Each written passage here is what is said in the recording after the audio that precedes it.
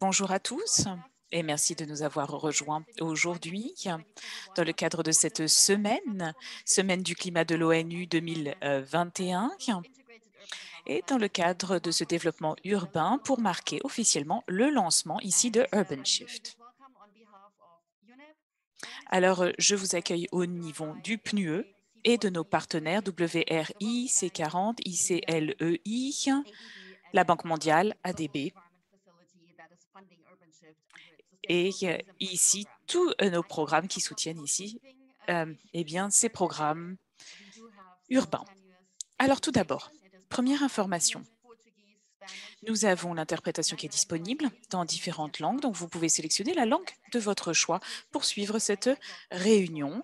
Donc, vous pouvez directement sélectionner cela. Vous devez pour ce faire cliquer sur l'icône qui ressemble à un globe et qui est situé en bas à droite de votre écran qui s'appelle Interprétation. C'est une réunion qui sera également enregistrée. Donc, merci d'accepter cet enregistrement. Et également maintenant, s'agissant des questions et des réponses, si vous avez ici des questions sur le programme, eh bien, vous pouvez directement cliquer sur questions et réponses. Donc, c'est une icône, là encore une fois, située en bas à droite de votre écran.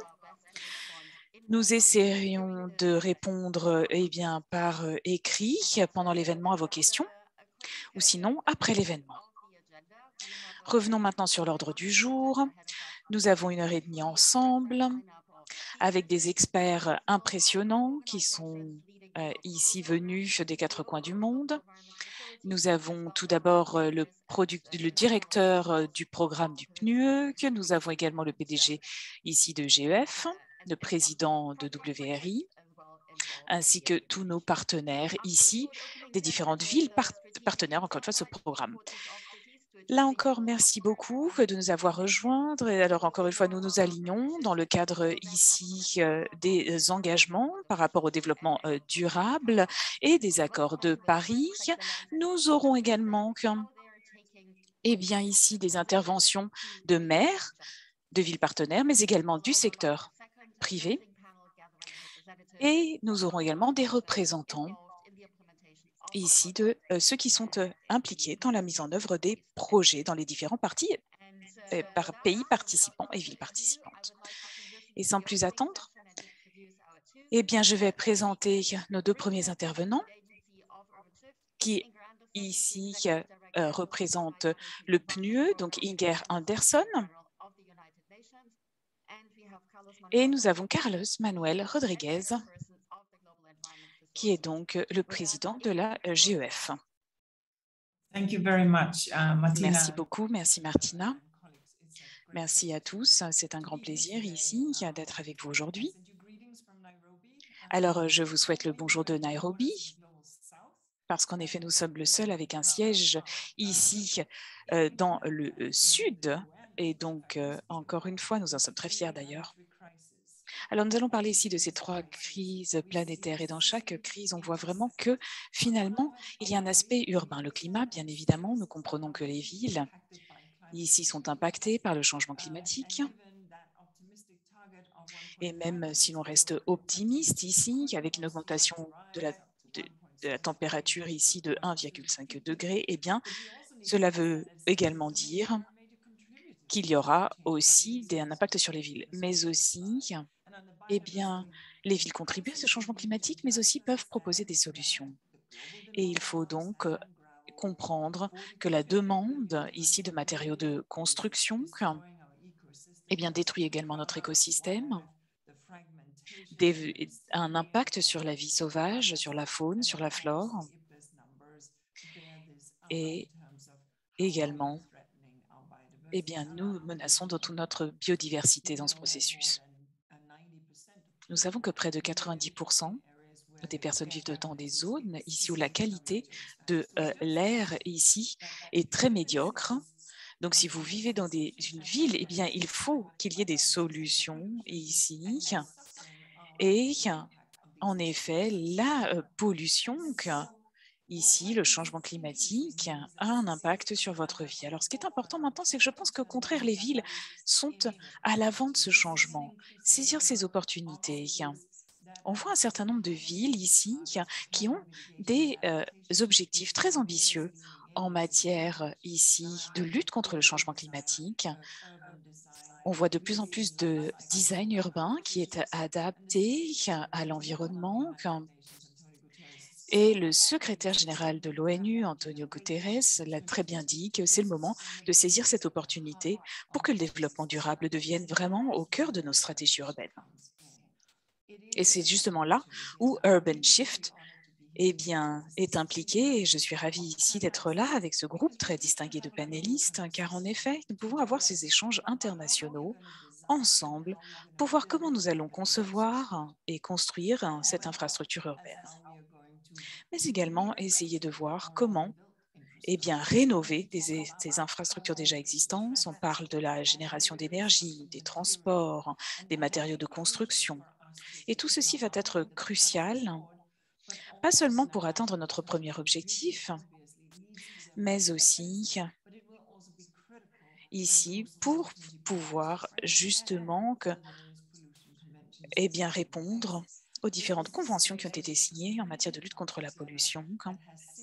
Et je pense qu'encore une fois, tous ces programmes ont un point commun ici qui est d'avoir les villes au centre de toutes ces initiatives. Je remercie également le GEF de nous avoir fait confiance au sein du PNUE pour pouvoir également ici mener Urban Shift dans ces villes partenaires. Et ensemble, avec nos partenaires, nous ferons de notre mieux avec la Banque mondiale, avec WRI et d'autres partenaires qui sont présents ici et qui ont été mentionnés par Martina pour atteindre nos objectifs. Alors, Urban Shift, ce n'est pas juste un projet avec un début et une fin, mais c'est vraiment une communauté, un mouvement qui souhaite ici avancer. Et avec la pandémie, bien évidemment, Urban Shift va pouvoir saisir d'autres opportunités pour finalement aller de l'avant. On peut parler ici de changement de valeur, de changer ici nos schémas de consommation qui ne sont pas des schémas durables et pérennes. Et comme le secrétaire général l'a très bien dit, il faut aussi être en paix avec la nature et inclure ici le pouvoir des solutions basées sur la nature, parce que c'est bon pour notre santé, c'est bon pour notre santé mentale, et bien évidemment pour nos villes et le climat et la nature. Et nous comprenons que cette transformation ici est en cours, a commencé, mais il va vraiment falloir accélérer. Le programme Urban Shift va pouvoir vraiment accélérer, travailler en étroite collaboration avec les villes au niveau international, proposer des solutions, mettre en œuvre des projets, échanger des expériences et s'adapter au changement climatique, mais aussi protéger la biodiversité et lutter contre la pollution. Pour ce faire, il va falloir évidemment une gouvernance politique avec les gouvernements locaux et internationaux et nationaux et le secteur privé, la société civile. S'agissant du travail que nous faisons sur le terrain, avec le PNUE, nous sommes ravis évidemment de soutenir des projets dans différents pays, que ce soit au Brésil, du Brésil à l'Afrique du Sud et à l'Inde. Nous allons justement entendre certains partenaires s'exprimer aujourd'hui où nous voyons que des solutions sont possibles.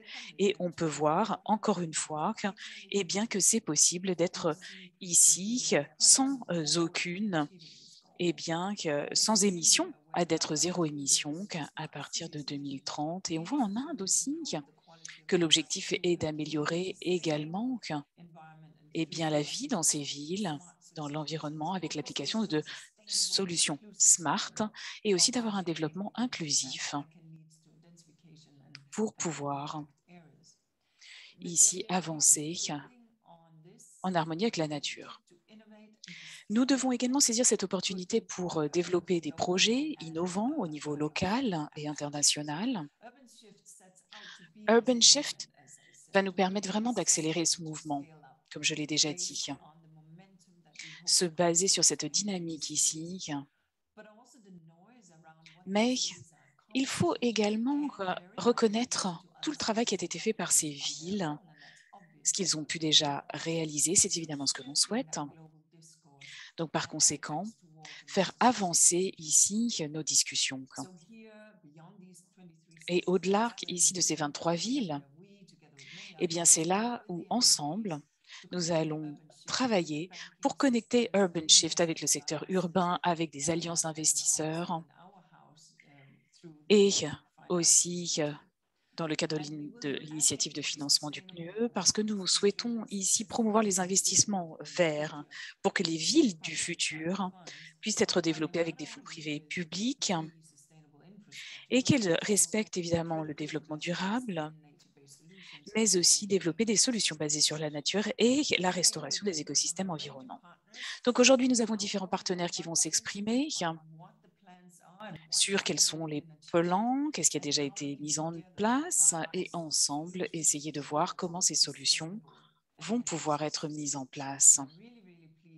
Et je sais avec grand plaisir que je vais donc passer ici la parole à Carlos Manuel. Je vois ce magnifique ici paysage derrière vous. Et Carlos, je vais tout de suite vous passer la parole sans plus attendre. Merci beaucoup. Merci Inge. En fait, nous sommes vraiment ravis avec le GEF de pouvoir continuer à travailler avec le PNUE dans un partenariat qui nous permet d'avoir cette nouvelle vision avec Urban Shift.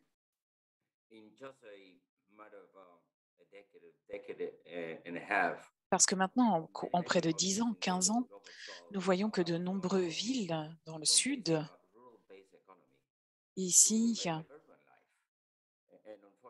se sont développées.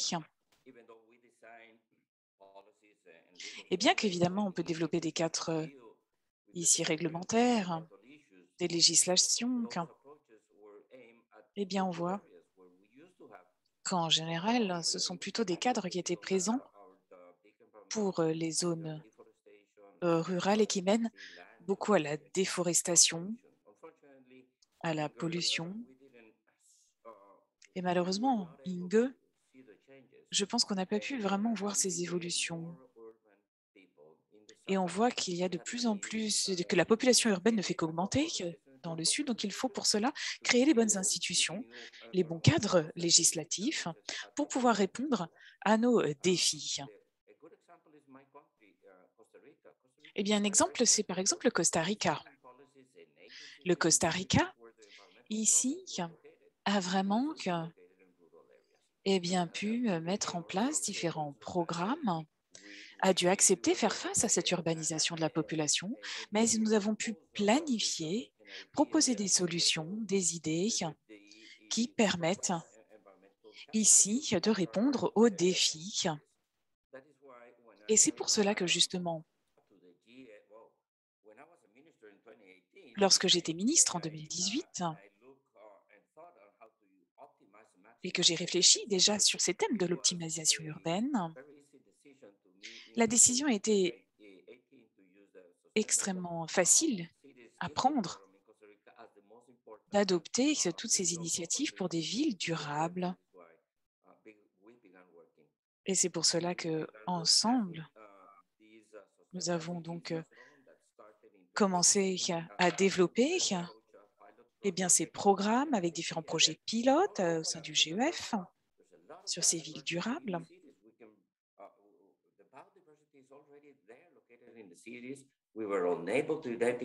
Donc, nous avons pu identifier les espaces de diversité, les zones à protéger dans les centres urbains. Nous avons pu développer des couloirs ici de protection de la biodiversité. Et cela nous a permis de lutter contre l'impact du changement climatique au niveau des villes. Nous avons pu investir dans les zones vertes des villes et nous avons pu voir qu'en effet, nous avons des villes beaucoup plus résilientes. Et c'est pour cela qu'encore une fois, nous pensons que nous allons pouvoir avancer avec le PNUE, avec le GEF, avec ce partenariat élargi vers ces nouveaux ajustements qui vont être nécessaires, que ce soit au niveau de l'échelle, des initiatives, du nombre de villes qui vont être concernées par l'ensemble de ces programmes. Nous avons pu mobiliser près de des sommes importantes pour ce projet. Un autre élément qui me semble essentiel également à mentionner, c'est que si l'on reconnaît que ce travail réalisé dans le cadre de ce partenariat élargi, eh bien, veut également dire que nous aurons aussi un accès beaucoup plus direct aux sources de financement. Et je pense qu'en effet, c'est très important parce que cela va devoir nous permettre ici de pouvoir mesurer l'impact de ces mesures, d'impliquer le secteur privé et public et d'avoir les conditions nécessaires pour plus d'innovation et amplifier ce que nous avons déjà commencé à faire, mais aussi voir ce que les leaders urbains ont déjà et finalement envisagé, s'intégrer dans leur plan. Et c'est pour cela que justement, au sein du GEF, nous avons hâte ici justement de mettre en place toutes ces nouvelles initiatives, mettre en place ce nouveau soutien des différentes villes et maires.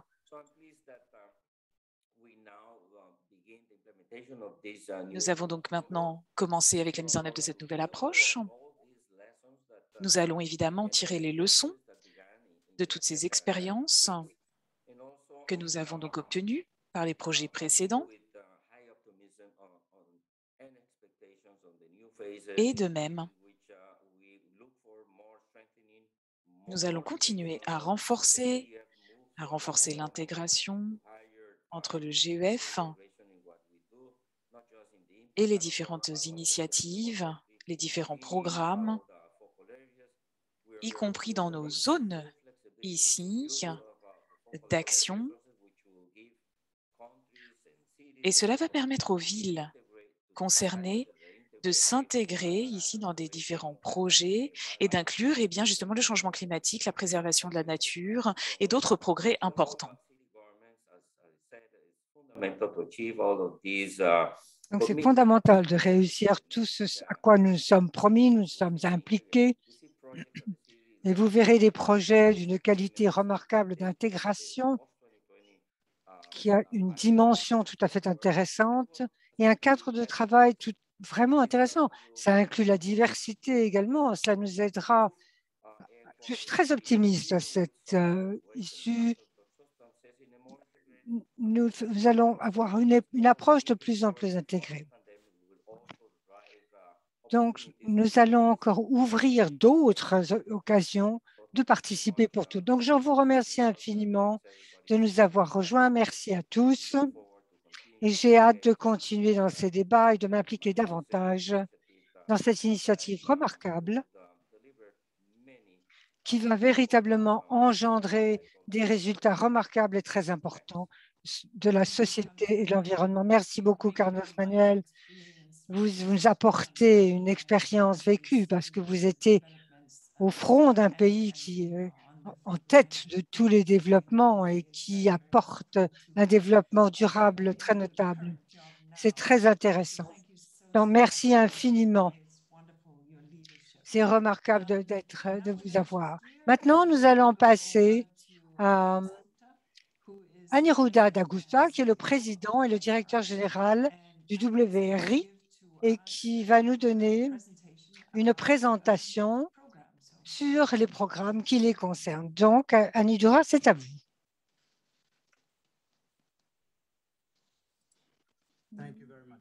Merci beaucoup, Inger. Je suis vraiment très privilégiée d'être ici parmi vous et je suis très honorée de tous les partenaires que nous avons ici. Comme vous pouvez imaginer, cela a été une année et demie vraiment très complexe. Ça a été évidemment plus difficile pour les leaders de nos villes.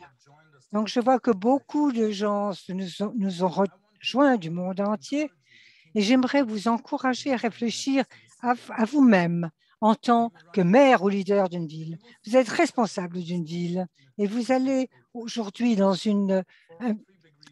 un contexte extrêmement difficile pour 3 raisons. D'abord, vous connaissez les responsabilités que vous avez en tant que leader de la ville. Vous savez ce qui se passe dans votre ville, ce qui est très important pour vous et pour les citoyens de votre ville, mais également pour le monde. La productivité du monde est généralement, d'ailleurs maintenant, générée par les villes. Et il y a des milliards de gens qui s'ajoutent de plus en plus dans ces villes. Enfin, les villes sont au centre des activités économiques des émetteurs d'émissions, naturellement. Donc, si les villes ne travaillent pas et ne fonctionnent pas de telle manière qu'elles donnent de l'emploi et qu'elles réduisent leurs émissions de carbone, il n'y a aucune chance qu'on arrive à un environnement purifié. Les scientifiques sont très clairs à cet effet. Donc, voilà la responsabilité gigantesque de nos leaders de ville. Maintenant, en deuxième lieu, vous voyez également une grande occasion dans toutes les villes du monde, même d'ailleurs pendant la pandémie, ont innové de façon une solution après l'autre, et cela à l'échelle internationale. Au point de vue énergie, des ressources personnelles et privées, vous entendrez beaucoup de choses là-dessus. Donc, les occasions de faire des choses dans les villes sont immenses.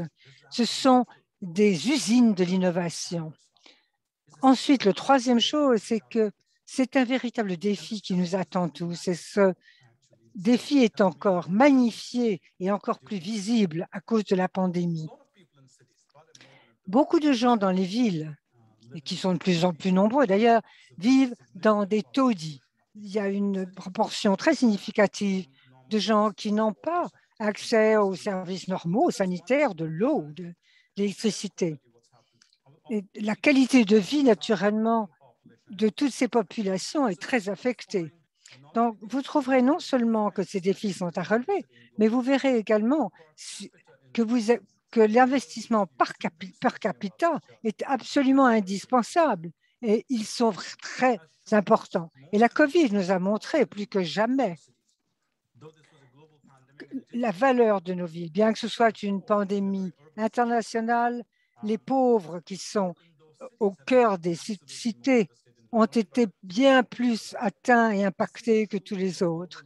C'est vrai de façon internationale, c'est vrai pour le monde entier. Donc, voici la base des choses qui vous disent que vous, en tant que leader avec des ressources limitées, devront faire. Il va falloir créer de l'emploi, naturellement, pandémie ou pas pandémie, parce qu'il y a eu plus de 10 millions d'emplois à supprimer. Vous allez accroître la qualité de vie de vos citoyens, protéger donc la nature. C'est ce qu'a montré Carlos, comme c'était important de le faire, de protéger l'écosystème. Et pendant que vous faites cela, il va falloir aussi décarboniser. Voici les défis que vous avez à relever en tant que leader. Et si vous aviez eu cette conversation il y a 20 ans, on aurait pu papoter à ce sujet. On va commencer par la nature, ensuite les emplois, ensuite la décarbonisation et ensuite… Eh bien non, tout cela n'est plus possible. Maintenant, il ne reste plus que 9 ans pour atteindre ces 50% de décarbonisation. Et aujourd'hui, il vous faut résoudre tous les problèmes à la fois. Quelles sont les solutions qui vous permettent d'avoir cette action multiple? Eh bien, c'est la raison pour laquelle Urban Shift a été créé. Pour créer de nouvelles pratiques en tant que mouvement qui aide les gouverneurs de villes tels que les vous pour trouver les solutions. Que puis-je faire? Comment utiliser mes ressources si maigres de la même manière afin de nous aider non seulement à faire du travail et à décarboniser, mais à améliorer la qualité de la vie de tous les habitants de mes villes? Voilà une ambition véritable qu'il faut avoir. C'est l'ambition de la création de ce programme. Que va-t-il faire? Eh bien, il va se focaliser sur la manière dont on peut partager et changer les bonnes pratiques. Et ce que nous avons découvert, et ce que tout le monde va découvrir et va entendre pendant l'heure qui suit, c'est que pour faire cela, vous devez avoir différents secteurs collaborer dans une ville. Il ne faut pas séparer l'énergie, la planification, etc. Non, il faut des solutions intégrées qui parviennent à la solution. L'idée de l'Urban Shift, c'est d'avoir des solutions transsectorielles. Vous savez que la plupart des villes sont organisées en départements. Eh bien non, il faut changer les pratiques pour intégrer tous ces départements en vue d'une solution novatrice et intégrante. C'est vrai pour les transports, c'est vrai pour la santé publique, c'est vrai pour tout et tout le monde.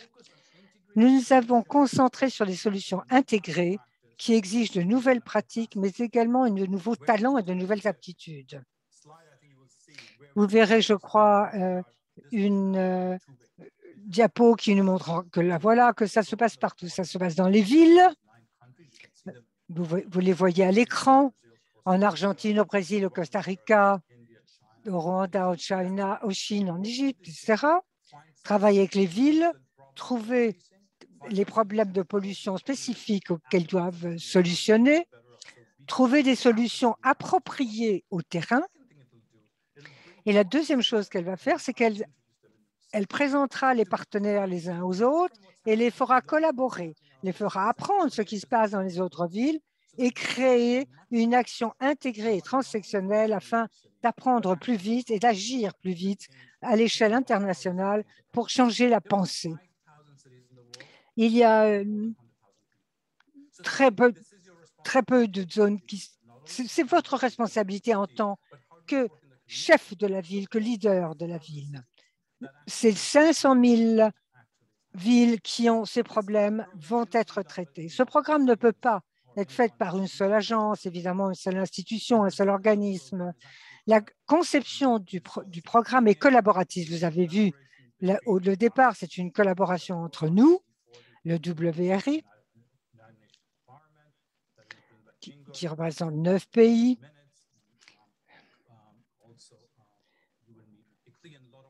et d'autres encore, mais je voulais souligner également que c'est quelque chose qui concerne l'environnement international. Réfléchissez à cela. Il s'agit d'un environnement international qu'il faut protéger. Pourquoi soutenir les villes? Parce qu'elles ont compris exactement ce qui se passait. C'est très difficile de visiter l'environnement sans les villes et vice-versa, parce que tous les citoyens qui vivent dans les villes sont très impliqués dans ce qui se passe et cause de ce qui se passe. C'est pour ça que je veux vous remercier, vous et Jeff, pour votre leadership, pour nous amener tous ensemble et de souligner la valeur des villes. Ce partenariat inclut beaucoup d'autres partenaires, le FC40, l'ICLEI, comme vous voyez, le PNUE, et nous sommes très plein de gratitude pour avoir une communauté de praticiens qui vont travailler ensemble parce que leur travail sera remarquable. Comment y parvenir? Quelles seront les plateformes sur lesquelles il faudra s'intégrer? Vous pensez que c'est évident, changer de pratique, mais non, c'est en outre de ce qui va se passer dans les villes, par exemple. Il y aura des City Academies, des académies de villes qui sont des opportunités de formation en ligne et en personne. Pour tous les partenaires que vous avez, il y aura des planifications urbaines stratégiques pour pratiquer, pour apprendre, des labs, des Urban Shift Labs, des ateliers interactifs.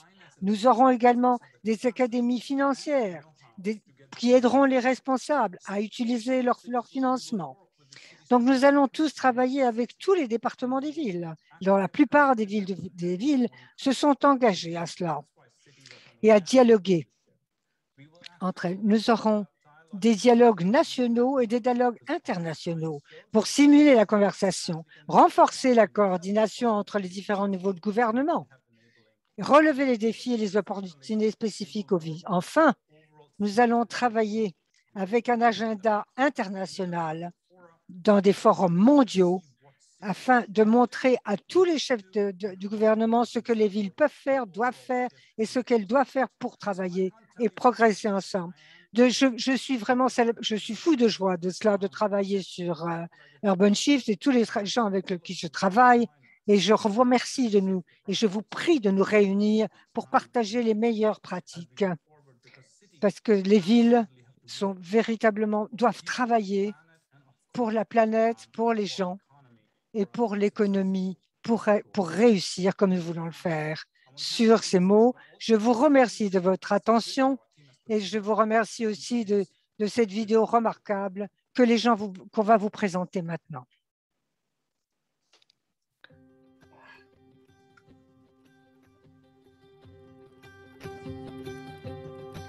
Les villes sont les maisons de plus de 4 milliards d'individus.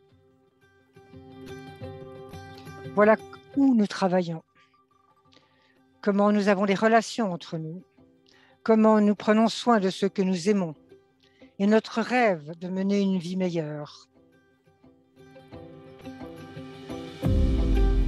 Mais les villes ont atteint un point d'écosystème au-delà duquel ils ne peuvent plus progresser. Il y a des fractures sociales de plus en plus profondes qui détruisent les systèmes de la nature qui nous environnent. Qu'est-ce qu'il faut faire pour que les gens travaillent pour le peuple et pour la planète?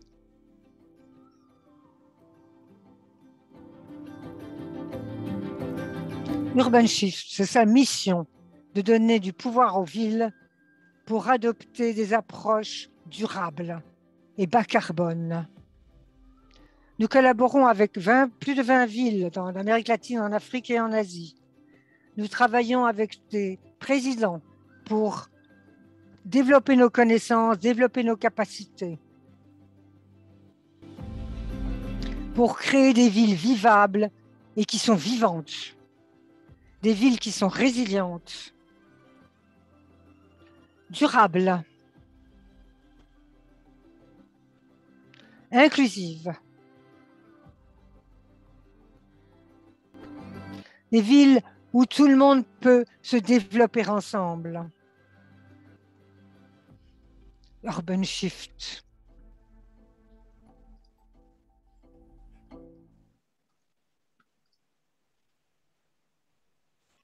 Thank you very much. Merci infiniment pour cette introduction remarquable. Annie, merci infiniment de Carlos Madeirenger. Merci à tous de nous montrer la vision et l'action qu'il faut faire. Et cela dit, je voudrais passer maintenant la parole pour le premier panel qui s'occupe à Mark Watts, qui est le directeur général de C40 Cities.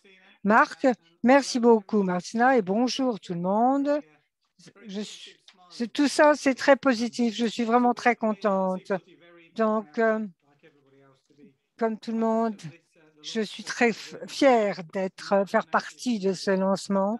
Mon travail aujourd'hui est de rentrer dans le premier panel de la discussion généralisée où nous allons parler de quelques transformations que nous voulons faire et comment allons-nous y parvenir.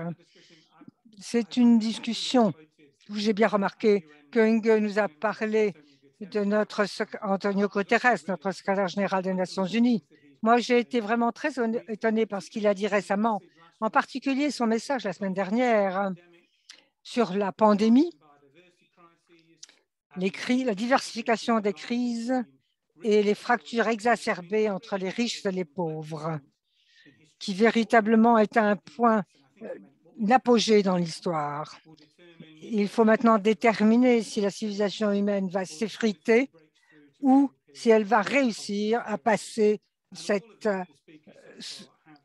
pour parvenir à la prospérité. Les villes sont au centre de ces défis auxquels nous sommes confrontés.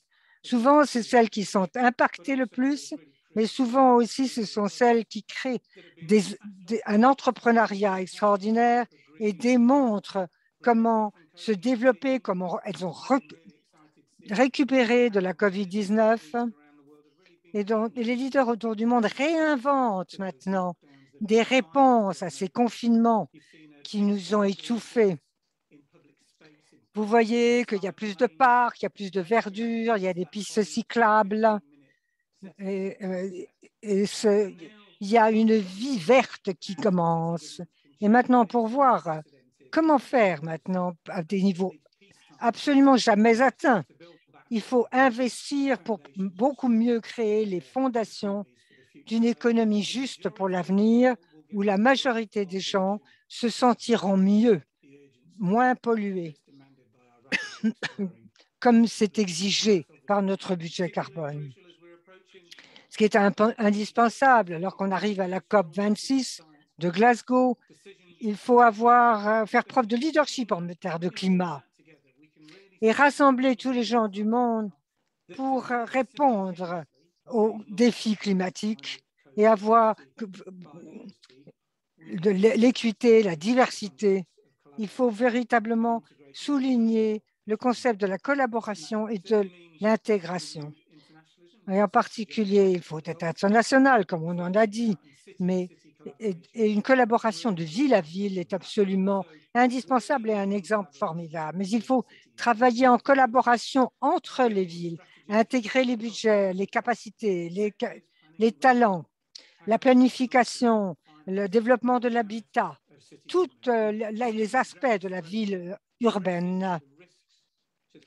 Il faut prendre compte des risques afin de les rétablir pour l'avenir avec des budgets très précis. J'espère que quand on va entrer dans cette session, ce n'est pas simplement des politiques gouvernementales, mais une attitude de la société en elle, pour la société civile et la société nationale. Et comme Annie nous la vient de décryper, c'est ça, le Urban Shift, c'est des efforts pour soutenir les planifications intégrées des villes. Donc maintenant, si on passe vers notre panéliste qui vont nous aider, et comme vous voyez ici à l'écran,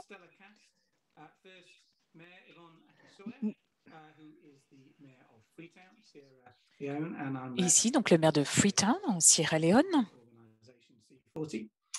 Hitesh Veda, directeur de l'Institut national des affaires urbaines d'Inde.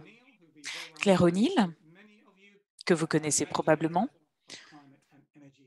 et ici qui est directrice du secteur climat-énergie de la WBCSD, et Walter Vuotto, maire d'Ushuaia en Argentine. Alors, nous allons avoir ici différentes questions pour nos panélistes.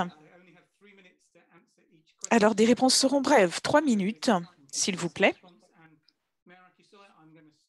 Et je vais commencer par vous, Yvonne.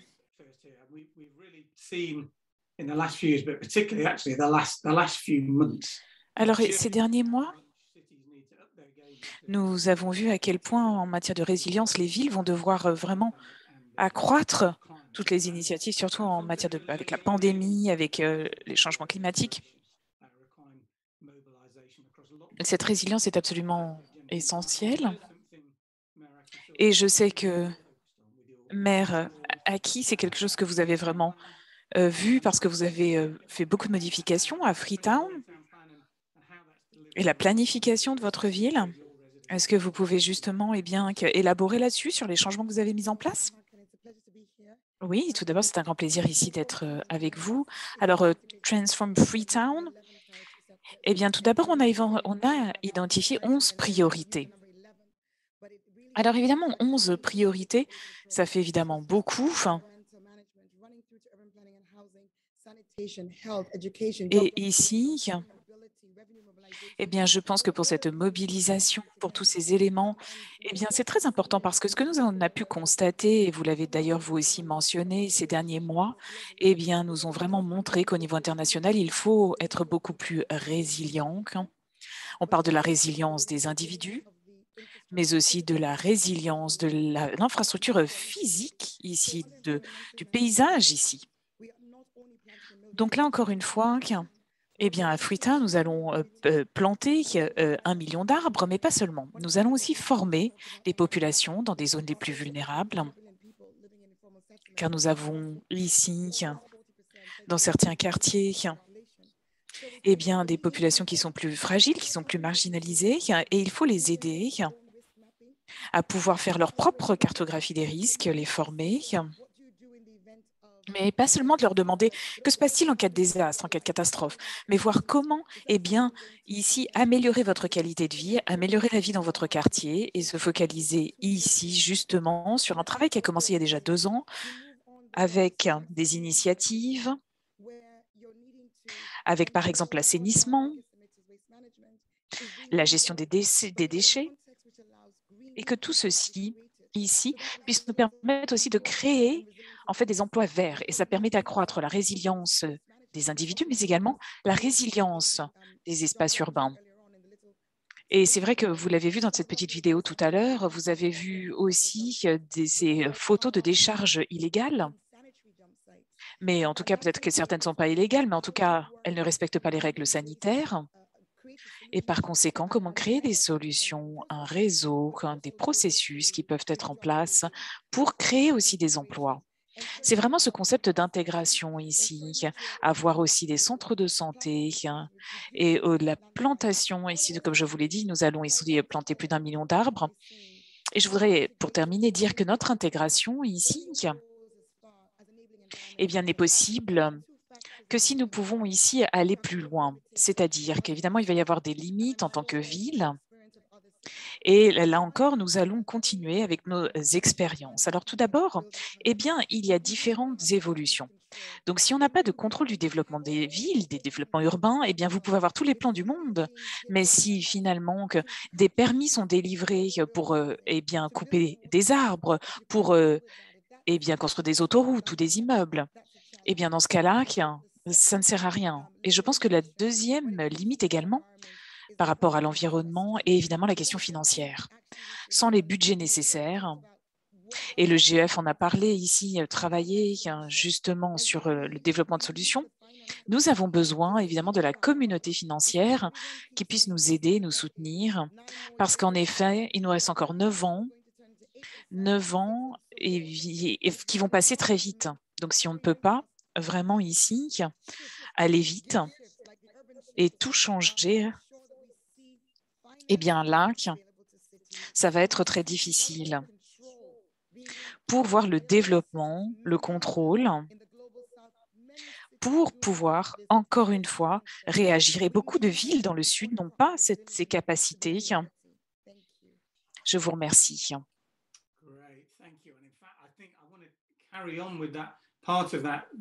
Alors, c'est un très bon commentaire ici, surtout sur ces 2 derniers points sur cet environnement propice. Et c'est vrai que par rapport à vous, Hitesh,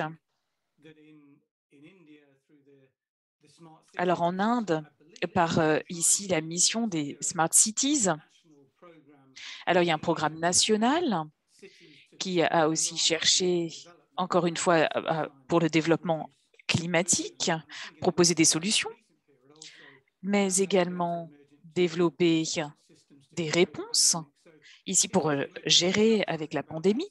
Est-ce que vous pouvez peut-être là également nous en dire un peu plus sur justement ce programme des Smart Cities?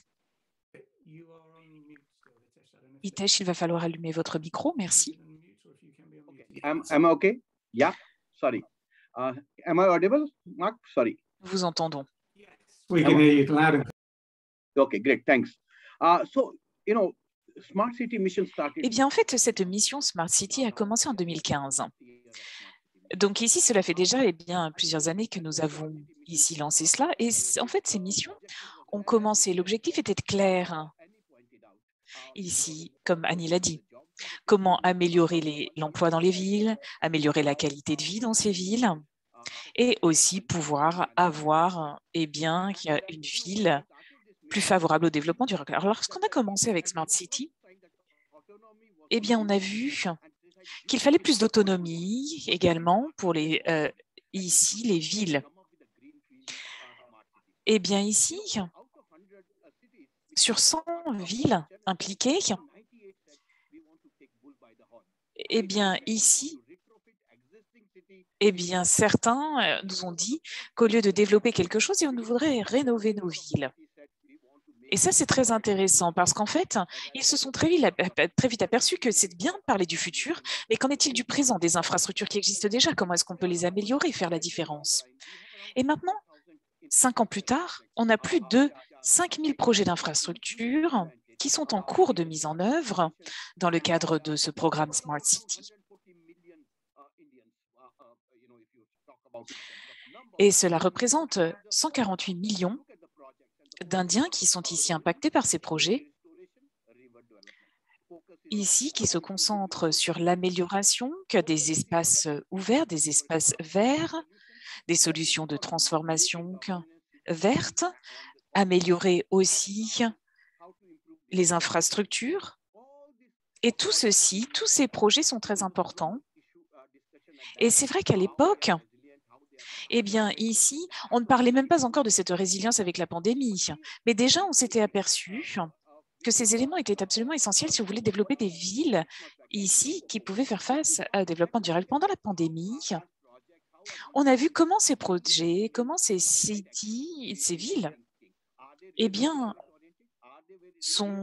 vont réagir. Est-ce que ce sont des villes vraiment qui sont des villes durables? Et dans ce cadre,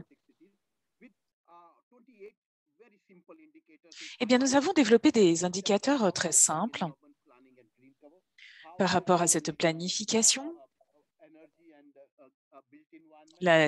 et aussi la planification de l'énergie, de la mobilité, de l'approvisionnement en eau et des transports. Donc, en fait, ça a été vraiment toute une évaluation qui a été menée sur différents piliers. Et je suis ravie de pouvoir dire que ici, juste sur ces interventions au niveau de l'infrastructure, eh bien, les villes ont vraiment entamé cette réflexion sur les questions climatiques. Et ça, je pense que c'est une réelle réussite. Et les résultats ici sont très intéressants. Donc, sur 126 villes, alors ici en Inde, 65 villes eh bien, ont maintenant mis en place 20% de projets verts avec des stratégies, avec des plans ici pour l'alimentation en eau, l'assainissement de l'eau et les espaces verts. Dans l'ensemble des États en Inde, il y a aussi des missions de construction verte qui ont été développées à tous les niveaux. Donc là encore, c'est très important par rapport à cet aliment qui est nécessaire. 59 villes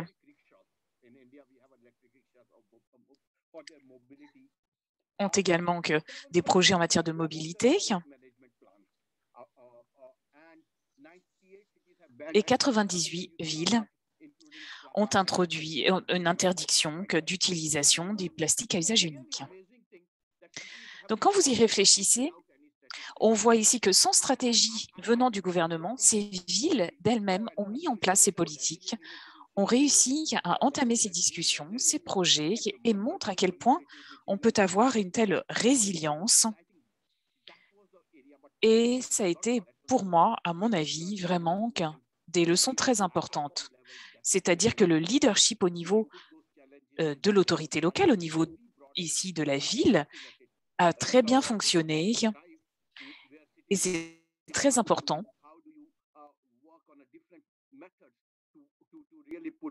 parce que cela permet de mettre en lumière à quel point, eh bien, par exemple, lorsqu'il y a des actions à faire en matière d'urgence,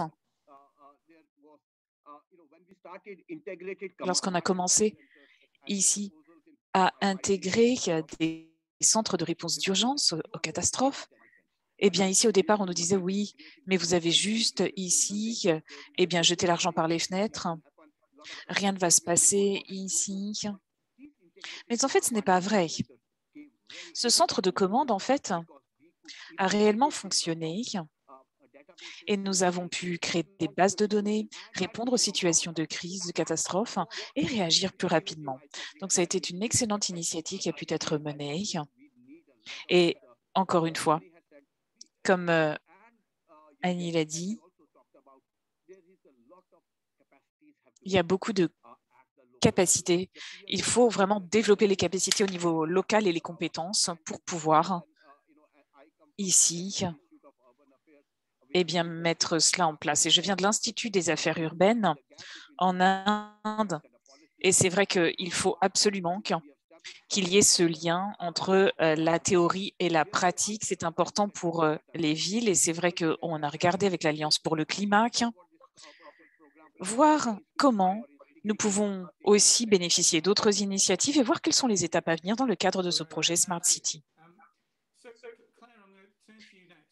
Et ici, Claire, je vais me tourner vers vous, car nous avons passé aussi de la gouvernance ici des villes et différentes villes, évidemment, que se basent sur différents acteurs qui sont aussi importants, comme par exemple le secteur privé que vous représentez.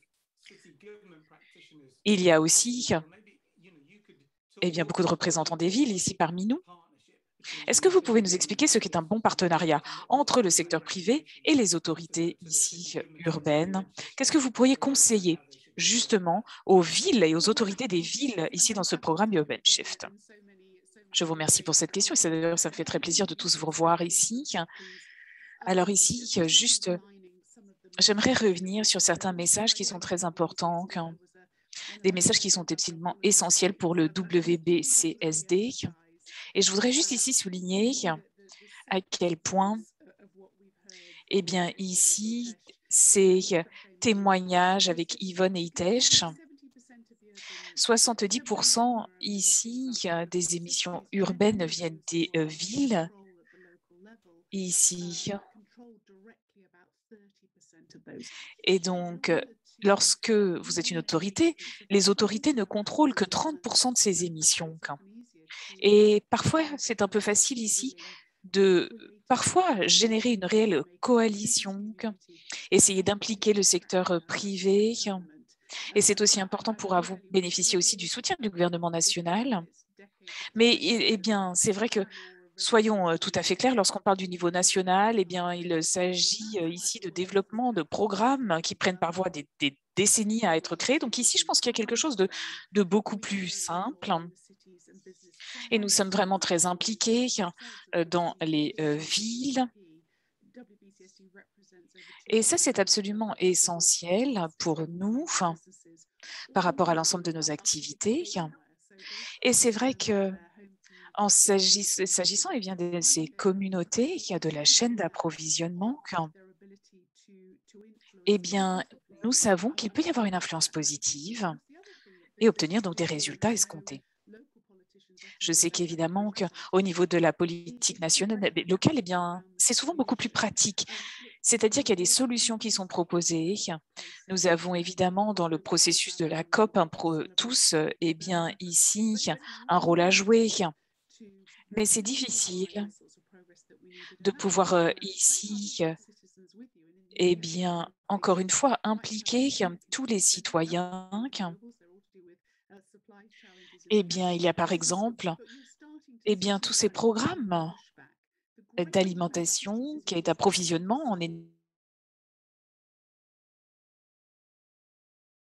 Et là encore, venir sur ces éléments avec ces éléments positifs pour la nature et aussi créer un environnement qui est beaucoup plus positif, où l'on peut tous vivre en harmonie, de manière beaucoup plus verte. Et c'est pour cela que vraiment cet agenda du développement durable est important et créer vraiment un pouvoir citoyen beaucoup plus positif. Cependant, j'aimerais également mentionner que pour de nombreux leaders, c'est parfois aussi difficile et que vous faites face à des contraintes en matière de ressources. Donc, ce n'est pas toujours facile, évidemment. Mais évidemment que vous devez gérer les déchets, la sécurité dans vos villes, les approvisionnements en eau et en électricité. Donc, c'est vrai que ce n'est pas du tout facile. Et s'agissant ici de tout ce qui a été fait avec les éléments que nous avons disponibles et par rapport à cette planification aussi à court terme, à long terme, la relation avec les autorités nationales ne sont pas toujours faciles aussi. Et évidemment, ce n'est pas un manque ici de bonne volonté, mais ce sont des règles ici qui sont parfois importantes et qu'il faut respecter. Et au nom de notre communauté, c'est vrai qu'il faut revenir sur la résolution de problèmes. On a eu des exemples ici par rapport ici Manchester au Royaume-Uni, où là encore le secteur privé, le secteur plus publics eh bien, que se sont engagés avec des objectifs clairs, avec ici des leaders qui avaient le pouvoir d'agir et qui nous ont permis ici, dans ce cadre d'une coalition, de vraiment agir pour la résilience urbaine. Mais un autre message qui me semble clé, on en a déjà discuté, il faut du courage aussi. Alors ici, eh bien, on n'a pas nécessairement le temps, comme Yvonne l'a très bien dit, c'est-à-dire qu'au jour d'aujourd'hui, soyons très clairs, eh bien, nous devons absolument pouvoir réagir. Et beaucoup ici, eh bien, d'innovation, eh bien, doit venir de vos initiatives, pas seulement de ces protocoles, de ces stratégies, mais se focaliser vraiment sur des aspects très pratiques, sur le comment, la manière, les solutions sur le terrain. Mais pour cela, il faut du courage et que les leaders ici, politiques, parfois peuvent devoir reprendre des décisions qui ne sont pas si populaires et vont parfois eh bien, devoir également s'imposer. Et c'est très important par rapport à ce qui est donc décrit. Et il va falloir, encore une fois, pouvoir répondre. Et nous devons pouvoir agir. Et ça, cela va représenter tout un système ici qui va nous permettre de résoudre la crise climatique.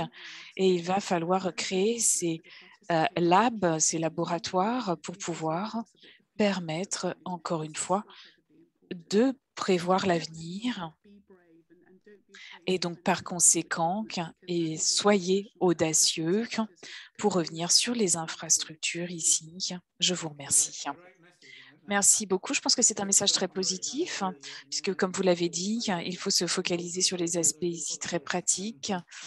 Et c'est vrai qu'il va falloir beaucoup de qualité pour ces maires pour pouvoir ici relever le défi. Et maintenant, nous allons ici,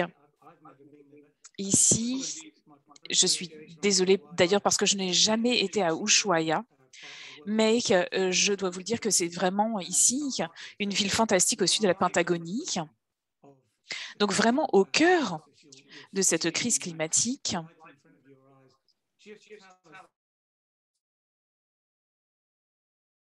D'après vous, dans votre perspective unique, eh bien ici, quel est l'impact pour l'économie de votre ville et quelles mesures vous allez mettre en place pour essayer ici de protéger votre ville?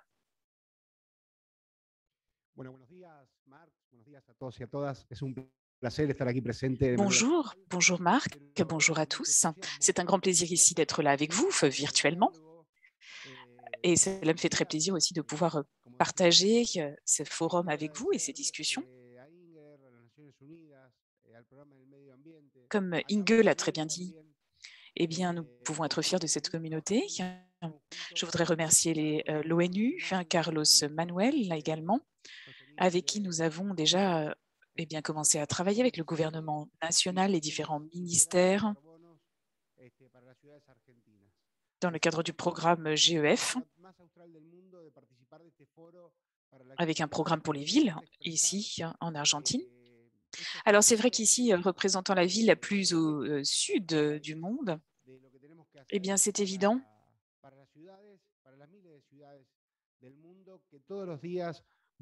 qu'il faut d'abord, évidemment, agir ici pour les citoyens du monde. Il faut trouver des solutions, tout simplement, être innovant, pouvoir protéger et ici les populations, mais aussi réfléchir, être créatif pour générer ici une nouvelle relation ici et pouvoir vivre en harmonie, comme par exemple cette plateforme avec laquelle nous sommes à l'heure actuelle, qui est une nouveauté finalement, mais aussi une opportunité pour nous. Je viens d'une petite ville du Sud et c'est vrai qu'en se levant tous les matins, eh bien, on voyait eh bien, l'Antarctique, eh bien, ça c'est très important parce que le changement climatique, eh bien, nous pouvons le constater Et l'on voit que ces problèmes se manifestent aussi ici, de manière, je dirais, même plus agressive.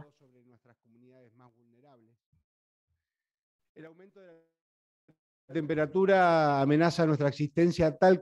encore, par rapport aux températures, et l'augmentation de ces températures a évidemment un impact sur les infrastructures, sur nos écosystèmes. Il faut donc agir sur les émissions de carbone si nous souhaitons vraiment améliorer la qualité de vie de nos citoyens.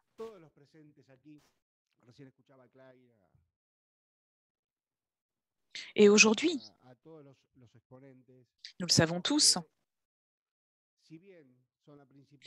et nous avons entendu ici Claire, Yvonne et Hitesh,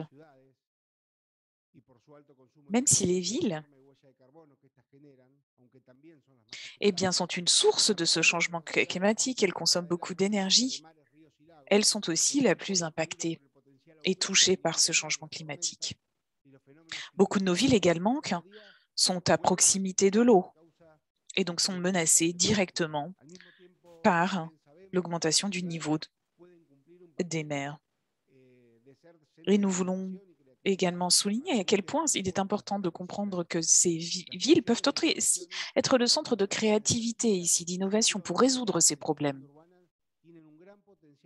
L'innovation, l'énergie, la mobilité, les infrastructures sont vraiment une opportunité pour pouvoir réduire ces émissions.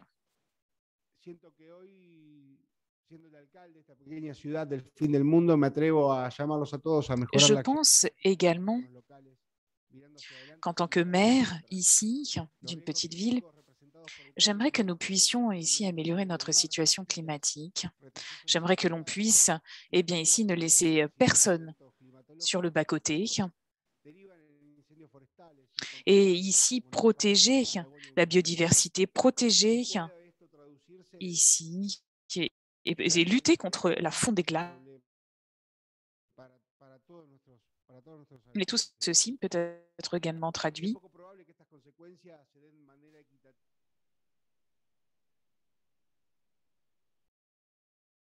par des problèmes beaucoup plus urbains. Et c'est vrai que ces conséquences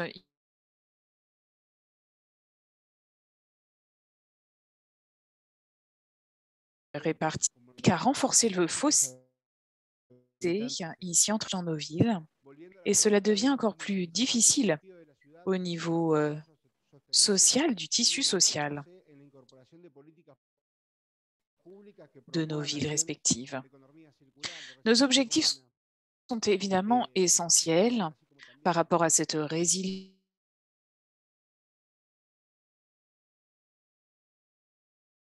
sociale, mais également tenir compte ici de la participation des citoyens, inclure ici tous les citoyens. Et il faut absolument que les gouvernements ici locaux, que les autorités locales puissent réagir pour aussi améliorer le niveau de gouvernance, promouvoir l'éducation, mettre en place des programmes qui vont nous permettre de nous adapter. Là encore, ce sont des réels défis et vous en avez déjà parlé. Il faut également revenir sur comment gérer de manière plus efficace nos ressources. Et je pense que tous ces éléments sont des éléments importants dont nous allons continuer à discuter. Je vous remercie. Alors, Martina vient de me redire ici qu'il nous reste 5 minutes pour ce panel. Donc, cela veut dire que je vais vous demander d'être très bref, 1 minute maximum pour vos réponses, s'il vous plaît. Alors, on parle ici de l'infrastructure, mais du financement aussi. Alors, vous, pour surmonter justement cette barrière de la disponibilité des financements, à votre avis, comment est-ce que les partenaires d'Urban Shift vont pouvoir vous aider? Ici, nous avons des chiffres, on les connaît tous. Ici, on voit qu'il y a plus de 300 milliards de développement qui sont ici disponibles de financement pour ces villes. Alors, la plupart, évidemment, de ces fonds sont disponibles pour les villes du Nord et pas pour les villes du Sud. Donc, par conséquent, des sommes qui sont reçues dans le Sud sont parfois des prêts. Donc, en fait, il faut vraiment se mettre en place ici mettre en place et surtout faire face à la réalité. Il faut des financements qui sont importants et voir comment les villes peuvent directement ici avoir un mécanisme qui nous permette ici de passer, d'avoir ici directement accès à ce financement sans passer par le gouvernement national. C'était très clair. Merci Yvonne. Hitesh, vous avez parlé ici des villes qui travaillent ensemble avec les gouvernements en Inde. Maintenant, dans le cas d'un programme international, à votre avis, ici, pour les villes qui participent à Urban Shift, eh bien, quels vont être les avantages pour ces villes qui vont participer? Le dialogue, je pense. Tout d'abord, Urban Shift, ici, s'adresse aux villes en particulier, donc ce qui est très important. Et là, encore une fois, il faut que ce soit contextualisé. Il y a un deuxième élément. Eh bien, il y a une approche qui sera structurée. Les villes demandent des outils, c'est-à-dire voir au niveau de la technologie ce qui peut être mis en œuvre. Ici, la formation, développement des compétences, des capacités, meilleures pratiques. Et je pense que si Urban Shift peut mettre cela en place, eh bien, ce sera un réel soutien. Là encore, sans ici autre approche stratégique, je pense que ceci sera suffisant pour pouvoir vraiment bénéficier à ces villes indiennes. Je vous remercie. Claire, vous avez aussi parlé de ce courage. Vous avez demandé aux maires de prendre les choses en main. Et ici, au niveau des secteurs privés, eh bien, qu'est-ce que vous faites pour les encourager, là encore, dans le cadre de ce programme? Merci beaucoup, Marc. Eh bien, je pense qu'on a déjà pu constater vraiment un changement, s'agissant vraiment de l'état d'esprit ici, de ces entreprises qui se focalisent sur cette résilience à long terme, sur le développement durable. Donc ici, on parle de cette création de valeur.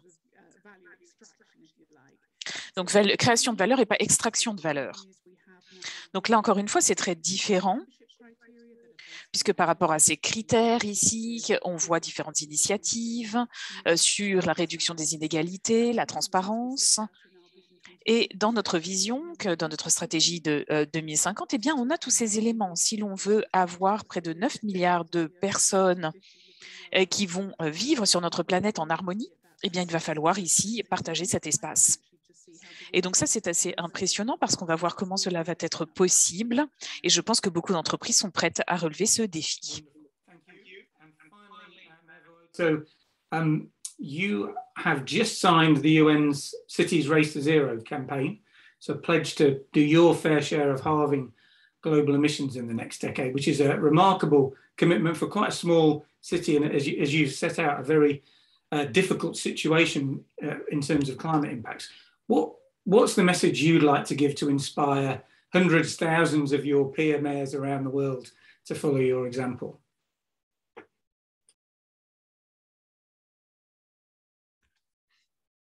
Mayor, you are on mute.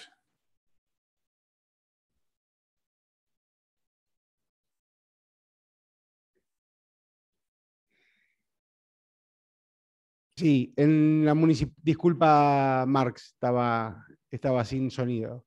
En la Municipalidad de Ushuaia sabemos y gobernamos sabiendo que lo ambiental y lo social van de la mano y que cada mejora que hagamos con buenas políticas ambientales van a mejorar la vida de las personas y también cada política social.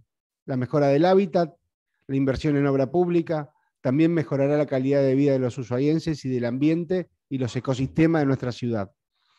Pensar un modelo de desarrollo sostenible para la ciudad de Ushuaia dirigido a lograr la neutralidad de carbono en el 2050, en la actualidad es un gran desafío que requiere todos los equipos técnicos, que requiere de voluntad política y habilidad de conversar entre todos los actores, pero con prioridades divergentes, pero con el objetivo común de una ciudad más justa, adaptada a los impactos del cambio climático sostenible, resiliente, que incluya a todos y no deje a nadie atrás. Y termino con una frase de nuestro Papa Francisco, que lo dejó muy claro en su encíclica Laudato Si, sobre el cuidado de la casa común, que nos dice que El desafío urgente de proteger nuestra casa común incluye la preocupación de unir a toda la familia humana en la búsqueda del desarrollo sostenible e integral, pues sabemos que las cosas pueden cambiar, y nosotros sabemos que este cambio será de abajo hacia arriba, de lo local a lo global, de las ciudades al mundo. Los convoco a que construyamos fraternalmente modelos de desarrollo en armonía con la naturaleza. Aún estamos a tiempo, aún tenemos que asumir nuestros roles como líderes locales en nuestro nuevo desafío generacional. Muchas gracias y los esperamos a todos en Ushuaia.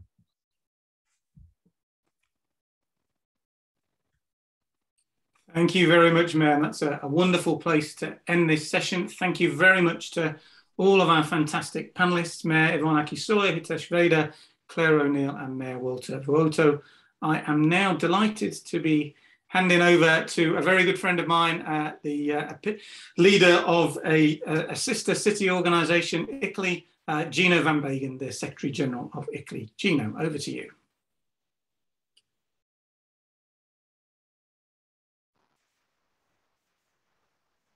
Here we go. I hope we are good. Thank you very much, Mark. Thank you for chairing this first panel, and I would like to extend my gratitude, first of all, to Carlos Manuel and the colleagues of the GEF, and obviously to Inger and to Martina, to you, Mark, and to Annie of WI, as we're all working together in this fantastic project, Urban Shift. My name is Gino van Begen. I'm indeed the Secretary General of ICLEI, and as I just said, together with C40 WI and our colleagues at the GEF and UNEP as a leading implementing agency, we are working, however, also with other implementing agencies to deliver on this urban shift. And in this particular panel now, I think we have something like 15 minutes to go. We will be introducing those particular implementing agencies who have been involved from the very beginning at the design of the, as it is called, the National Child Project. So those national projects have been identified to be part of the program, together with the city governments who have been selected, as well as the NGOs and other stakeholders that do come together. The Urban Shift is a project or program is a essential collaborative effort. And I think in this first panel here, we heard several times how important it is to seek that collaboration, both vertically and horizontally, at all levels of government. And so here, it is really great to have today a number of the representatives of those implementing agencies, UN agencies that are helping us all to deliver towards the nations and the cities that are involved in these projects. So with this, I would like to open our panelists and ask also our panelists to zoom in particular in on the cooperation element that is embedded in Urban Shift, and to share your views on collaboration across the sectors, in particular between stakeholders, horizontally and vertically, to achieve our common goals. I am therefore delighted to introduce to you our distinguished panelists, Mrs. Matreya Das, who is the practice manager for the Global Programs Units, Urban, DRM, Resilience and Land Global Practice at the World Bank. Madam Srilata Kamila, head of the Climate Change Adaptation, Nature, Climate and Energy Bureau for Policy and Program Support, Global Policy Network at the United Nations Development Programme, UNDP. And then finally, Nita Procel, the chief of the Water Sector Group at the Asian Development Bank. Thank you very much, ladies, to be with us today. As UNEP is also a lead implementing agency, but since we have heard already from Inger in her introduction remarks, the great perspective and the work that UNEP is also doing in this field, I would like to suggest, Martina, if that is okay to you, to not focus in particularly on UNEP and your projects in Argentina, Brazil, and India, but instead use the remaining time for our three panelists. So I would now then like to turn to Maitreya Das from the World Bank. And Maitreya, I think the World Bank has been a strong player in the predecessor of the Urban Shift program under the GEF6. At that time, it was called the Global Platform for the Impact Program for Stable Cities, the SKIP. And World Bank has been very much in the forefront of the city's agenda. And I would like just to ask you, what experiences have you as World Bank, as a, at that time also lead implementing agency for the predecessor, what have you learned from that, and how can that be transferred into this Urban Shift project? How can you help indeed to connect that local action with national support? Maitreya, I give you the floor. Thank you so much, Gino, and real pleasure to be here with this panel, but particularly at the launch of Urban Shift. So I just want to congratulate the Urban Shift team for this launch. Also want to congratulate all of the partners, and a big thanks to Jeff, to GF, that has been supporting all of this work, and particularly the work that I'm going to talk a bit more about, which is the Global Platform for Sustainable Cities. As you pointed out, it is a precursor to Urban Shift, and it is sort of the mechanism through which GEF6 was implemented, one of the mechanisms through which GEF6 was implemented. And indeed, we have a lot of learning. I do want to start by saying that, any learning that we may have has to be adapted to our current context, because we did not think when we started with GEF6 that we would be at this very cataclysmic moment that we find ourselves in. And it is that simultaneity of crises and the simultaneity almost of calamities that we find ourselves in, which is the climate crisis, the ongoing COVID crisis, and inequality, as well as state fragility that we are seeing across many parts of the world. So it's this cumulative impact that we are finding ourselves in the midst of. And as Ani pointed out, we don't have the time to do it sequentially. We are having to deal with it simultaneously. And that puts a huge, that's a challenge for sure, but in many ways, and I hesitate to say this in a disingenuous way, but it is an opportunity as well, because we do have an opportunity to take the learnings that we had from GEF6 and from other programs of the past and to apply them to a new world, as it were. So what are some of the learnings that we've had from the Global Platform for Sustainable Cities? First, and this was highlighted many times, it is the importance of the integrated approach. And I realize that talking about an integrated approach sometimes seems a bit sanguine, where people think an integrated approach is something that can just come about. An integrated approach, and here I'm going back to my role in government and in city governments, an integrated approach is inherently about governance. It is about not just municipal governance, but governance across the board. So the level of decentralization and devolution, the extent to which different agencies can horizontally intersect, and who has the power. Tout est intersecté. Quelle est l'économie politique de cette intégration? Parce que c'est extrêmement important, c'est une partie très importante de cette intégration. Donc, comment est-ce qu'on navigue de l'un à l'autre? Eh bien, nous avons des apprentissages extraordinaires que nous tirons du GEF6, que de certains partenaires que nous avons eus durant le GEF6. Donc, c'est un des aspects des apprentissages qui est certainement l'intégration. Mais il y a des nuances dans l'intégration. Ce n'est pas simplement le jargon du mot intégration, mais de tout ce que cela recouvre. Un deuxième point que je voulais faire, et encore une fois, ça a été mentionné auparavant, donc ce n'est pas quelque chose de très unique dans le souligner à nouveau, mais il est important de partager l'apprentissage et de partager ces leçons que nous avons à apprendre, pas simplement de ville à ville, mais également d'agence à agence, d'organisme à organisme, et aussi de la communauté. Il faut vraiment apprendre des communautés. Et c'est de la résidence même des villes. Qu'apprenons-nous de cela? Comment est-ce qu'on prend cet apprentissage et comment le bâtissons-nous dans un contexte politique et dans un contexte de programmation. C'est très important. Donc, l'apprentissage à tous les niveaux, dans tous les secteurs, et l'importance de la connaissance.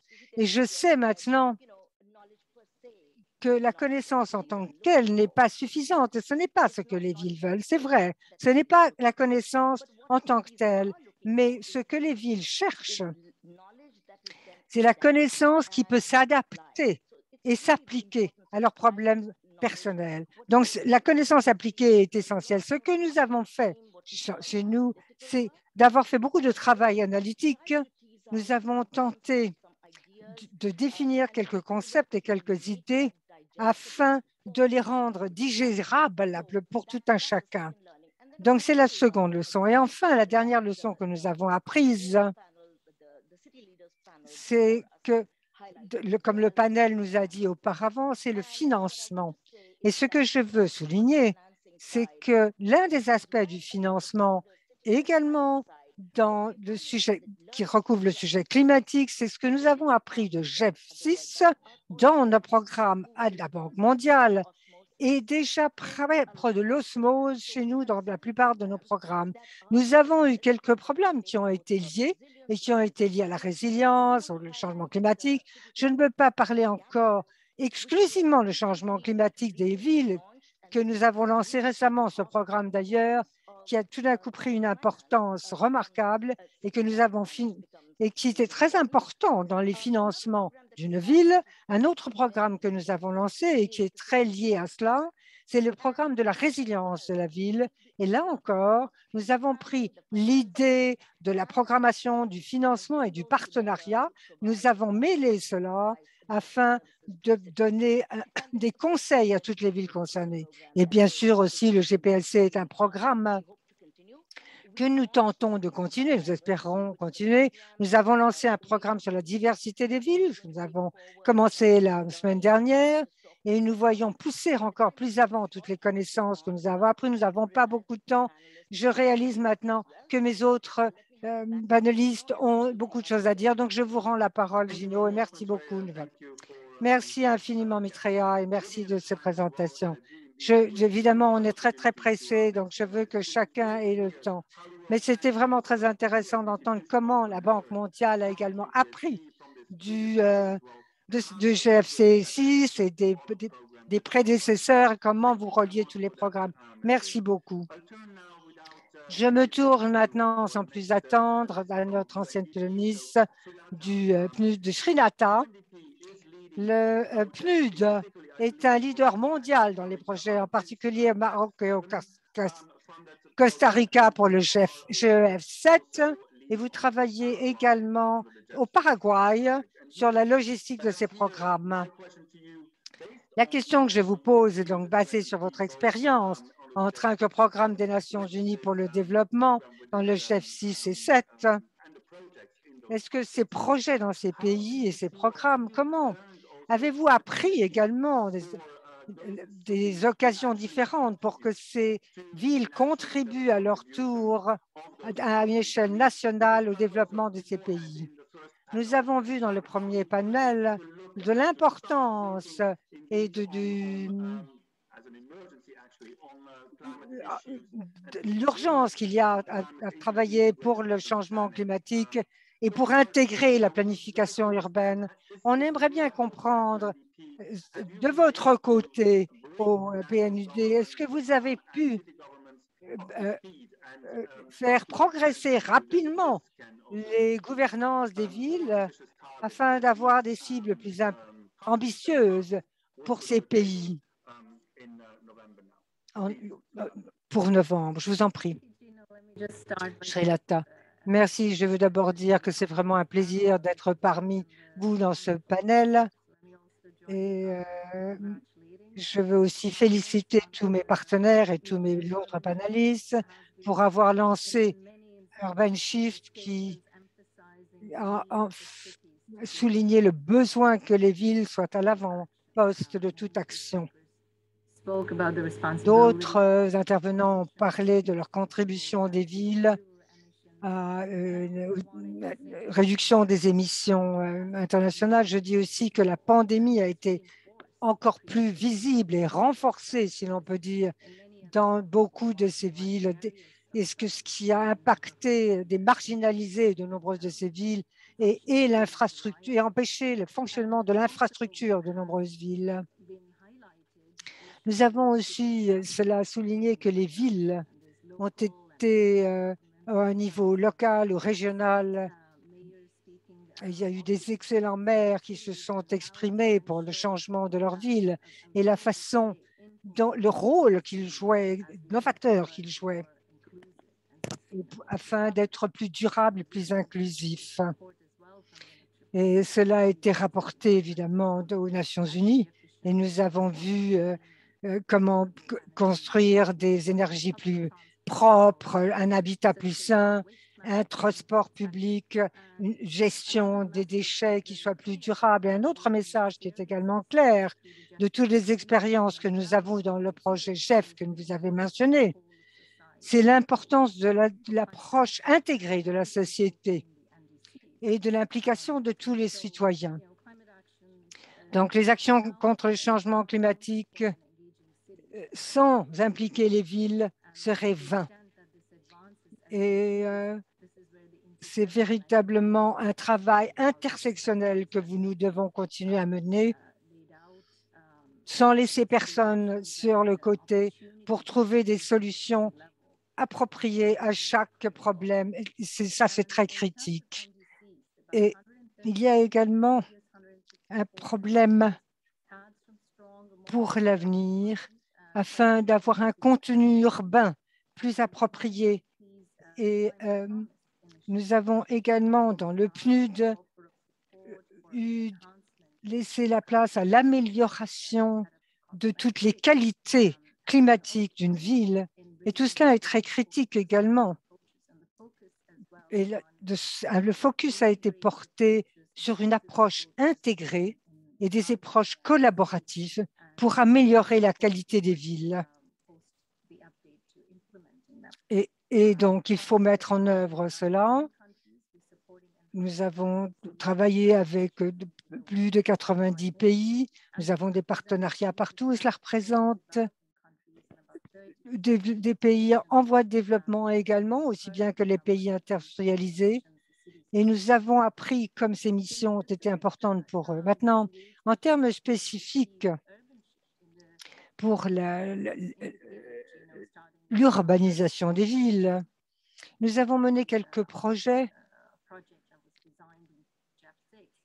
qui étaient déjà dans le GEF 6, mais nous sommes focalisés sur les partenariats, sur la planification urbaine intégrée, cross-sectionnelle, transsectionnelle, la mobilité durable, la prévention des crues et des inondations.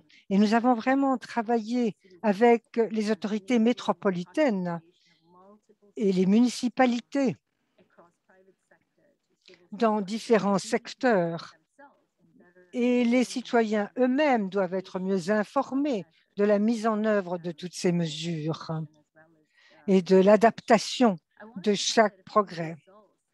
Et les résultats, je suis contente d'avoir quelques résultats tangibles déjà et déjà optimistes.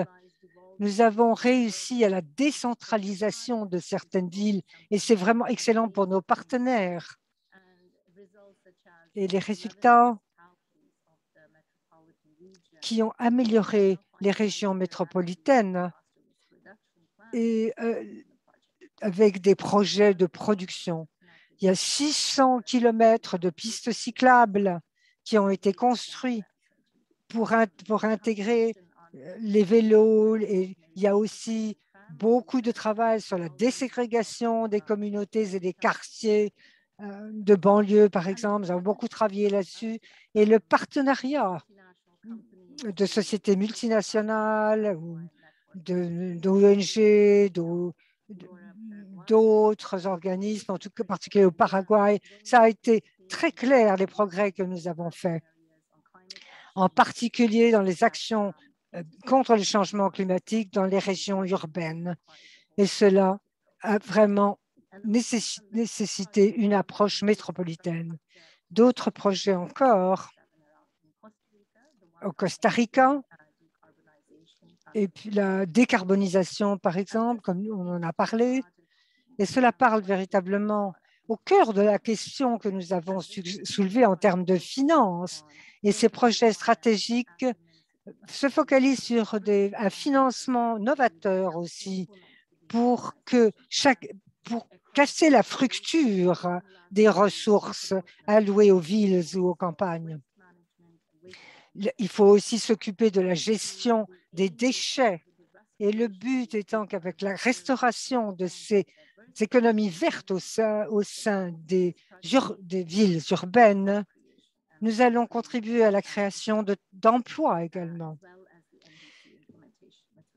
Et c'est vraiment une question qui nous tenait à cœur. Au Maroc, maintenant, nous avons aussi mené quelques projets de développement durable sur des approches intégrées et afin d'avoir des cités plus vertes. Nous avons aussi travaillé en termes de gouvernance de ville à ville, des maires ou des gouverneurs des villes.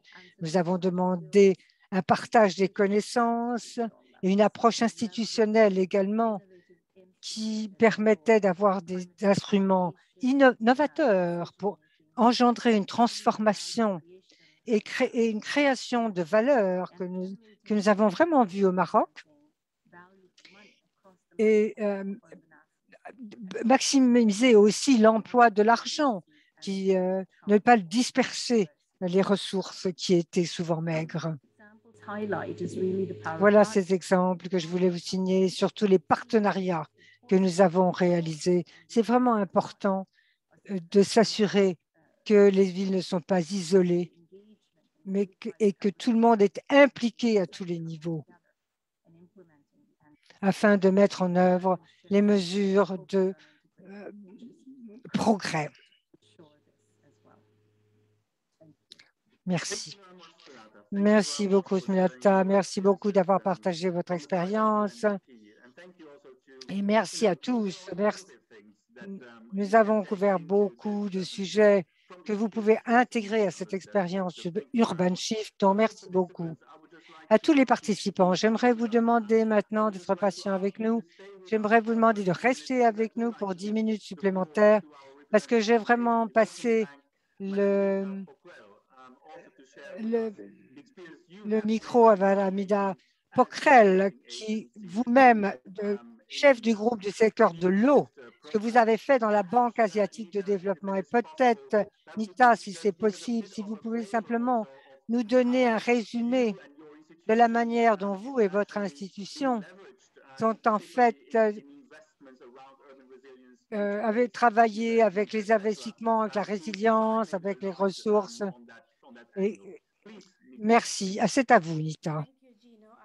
Merci, Gino. J'ai bien compris que je suis déjà en temps supplémentaire, donc je vais être très brève.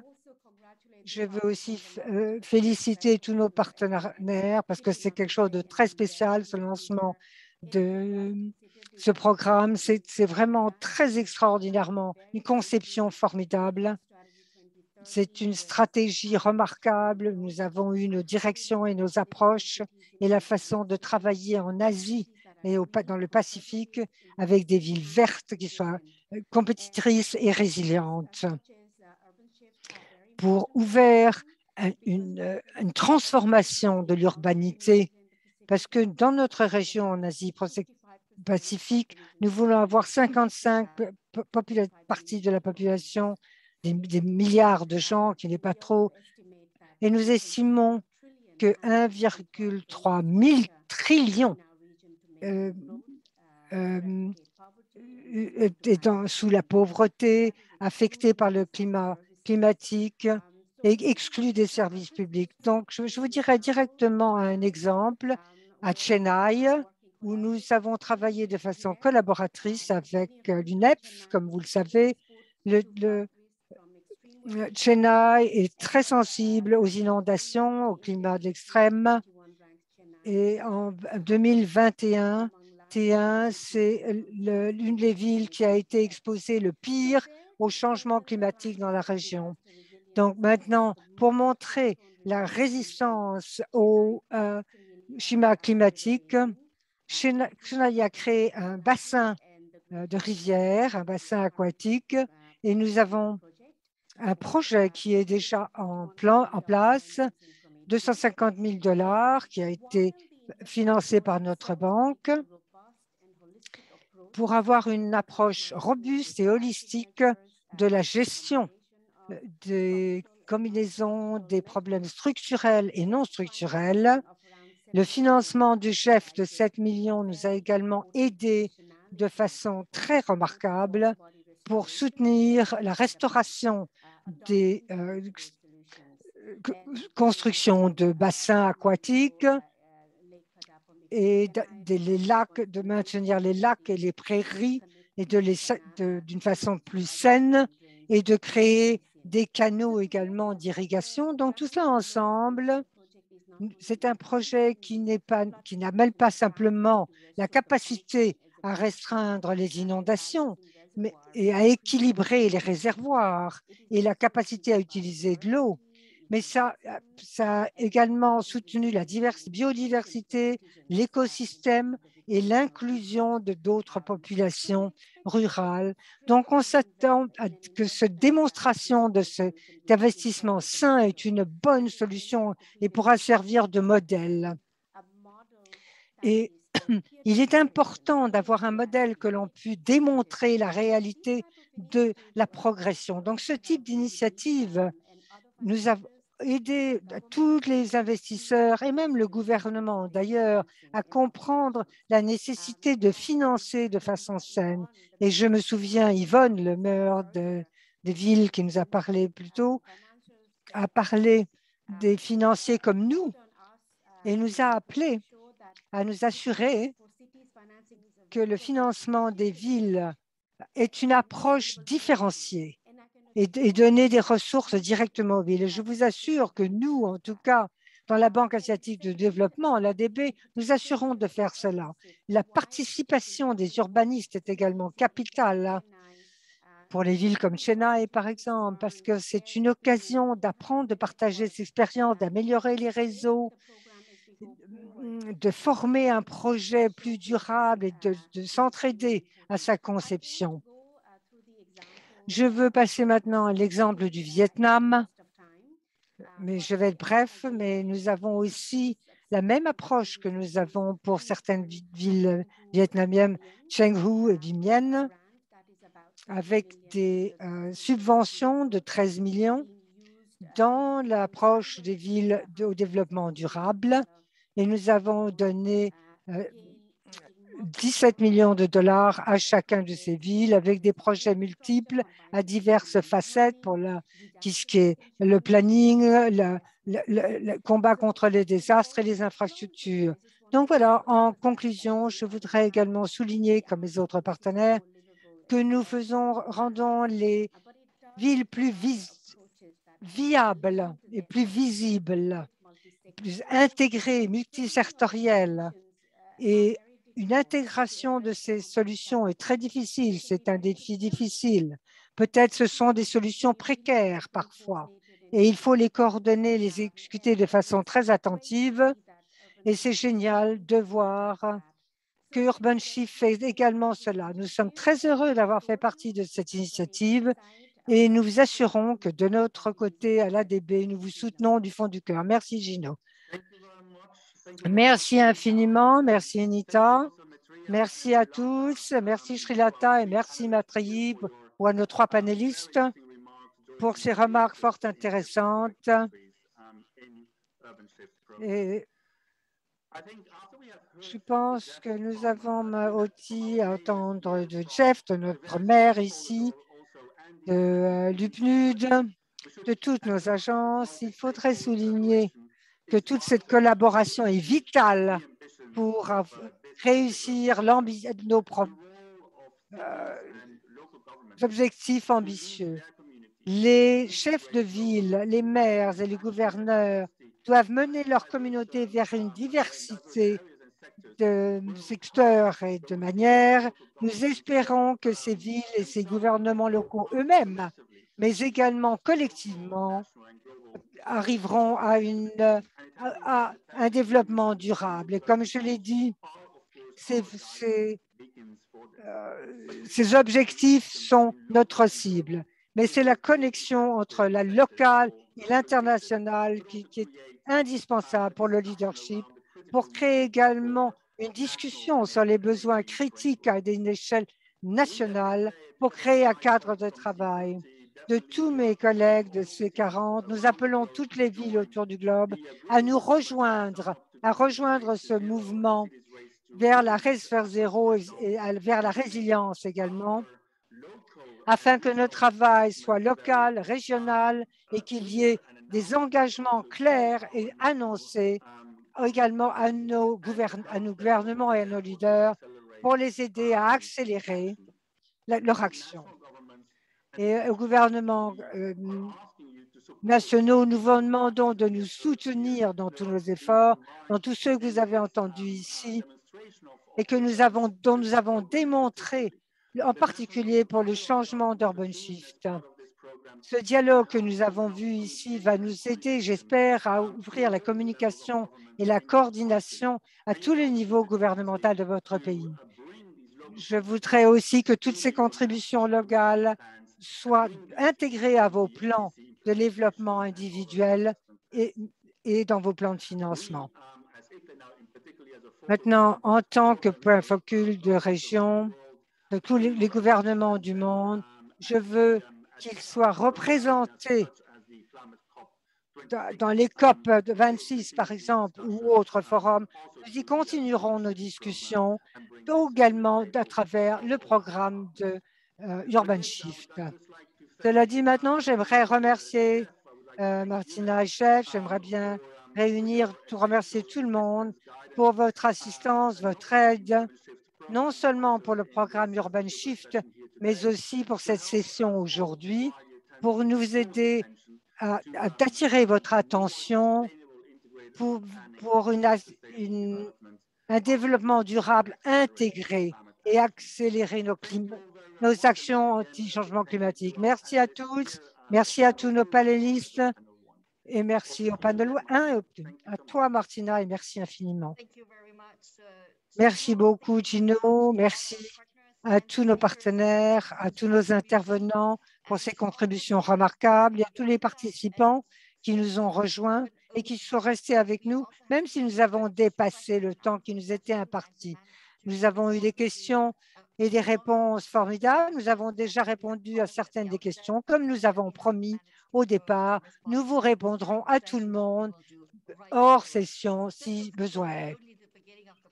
Ce n'était que le début du projet. Il y aura d'autres occasions de se réunir et de s'engager dans l'avenir. Merci de communiquer avec nous à travers les médias sociaux ici. Vous voyez tous les contacts qui s'affichent à l'écran. Il s'agit de créer un mouvement qui sera aussi bon que ce que nous ferons tous ensemble.